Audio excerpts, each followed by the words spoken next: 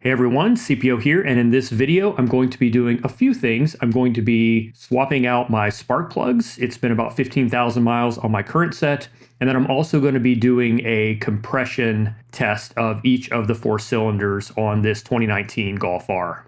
Now, I have previously done a video on my compression testing process, including the tools I use and the methods. I'm going to be following that same process, but I did want to point out the fact that I do have MPI installed since the last time I made a video on compression testing. In that previous video and in this video as well, you'll see that I unplug the plug for the fuel injectors down underneath the intake manifold. And I'm doing the exact same process here, even though I have MPI, because MPI should not be active when you're cranking the vehicle. So just wanted to note that. I do pull all of the spark plugs and I'm checking them all. They all look really good. Again, this is about 15,000 miles of use and pretty hard use, track use, autocross use, drag strip use, some Mexico runs, and just other like wide open throttle data logging runs. So I'm really pleased with the way things are looking. Maybe I don't need to change the plugs. It doesn't really matter because I'm changing them anyway. And I'm actually going to switch brands, and I'll tell you why here in a little bit. But once I get all the plugs done, I'm going to go ahead and pull that plug for the fuel injectors. The previous video I did has a better look at it, so if you want to know specifically which plug, you can go reference that video. Pro tip if you're doing this by yourself, first of all, I use a compression tester gauge that has a long hose so that I can stick it up in the window and see it while I'm in the driver's seat. But also, if you stick that hose up underneath your windshield wiper, it'll actually hold it in place for you so that it doesn't move when you are cranking the vehicle. So hopefully that helps somebody.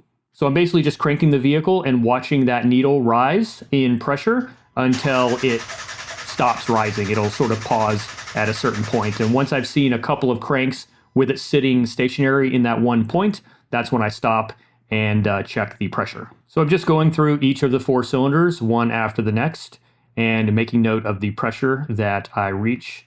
And the goal here is to see not only are they within specs from the Volkswagen service manual perspective, which in my case, they definitely are, but also how they relate to one another. Because as your engine wears, if it's wearing healthy, all of your cylinders will eventually lose the ability to hold pressure over time because it wears, but it will wear equally across all cylinders. So that's really what I'm looking for here.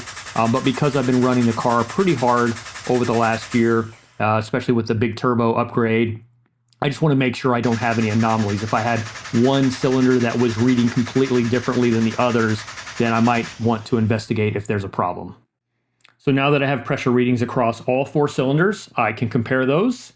You can see the top row here is today's readings, 189, 191, 190, 190, well within spec and very similar to one another, which is a good sign. And then if you look at that from the previous reading, which was, a year and 4 months ago, it's reading pretty much the same. So it looks like my cylinder 1 was reading a little higher. That could have been just a gauge anomaly or whatever from testing. So I'm not super worried about it. It's dropped more than the others.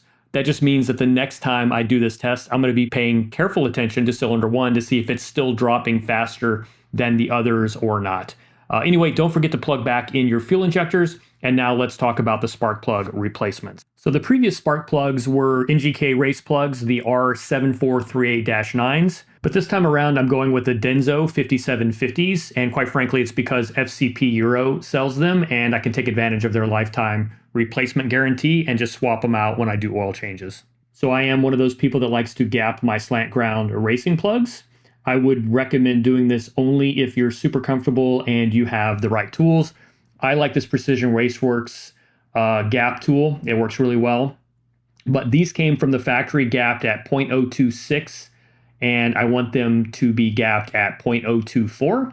So I'm just basically going through and re-gapping them.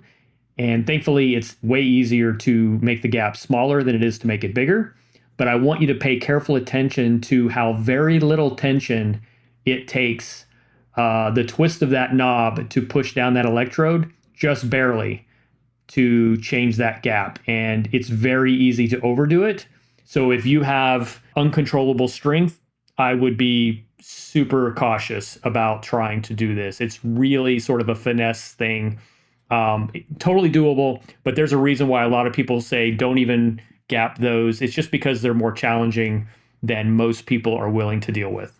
I did also do a video on this with a little bit more detail, so I will also put a link to that in the video description. And this is the last one. Now that I have them all properly gapped to 0.024, I'm gonna go ahead and stick them back in the car. I do everything by hand when it comes to spark plugs. I don't like using power tools with spark plugs. It's just my thing. So I know some of you will just zip them in. But yeah, I like to take it slow and careful. These are torqued down to 30 Newton meters, which actually ends up being 22 foot-pounds. And so I also, yes, torque each spark plug. So that's just who I am. Get them all in, and we can start reinstalling the coil packs and everything else and get this bad boy back running. You do probably notice that I'm using just bolts to hold down the coil packs. I do not have the ground wires there. It's because I have the EQT grounding kit. Have done a video on that as well. Sorry, I'm referencing a lot of videos. I didn't mean to do that in this, but it's fairly repetitive. And I just hand tighten those down gently. Make sure all of my connectors are clicked into place. And then that is it, really. Let's see, yeah, change spark plugs, compression testing. My engine cover still fits on. One last thing I do want to do is just check the oil while I'm in here. I actually changed the oil yesterday. Did not do a video on that, so lucky you. But since it's been a day of running, I just want to check that level and make sure it's where I think it should be, and it is. So good to go there. And that's it, really. The thing should start, right? I mean, if we did everything right, it should just fire right up.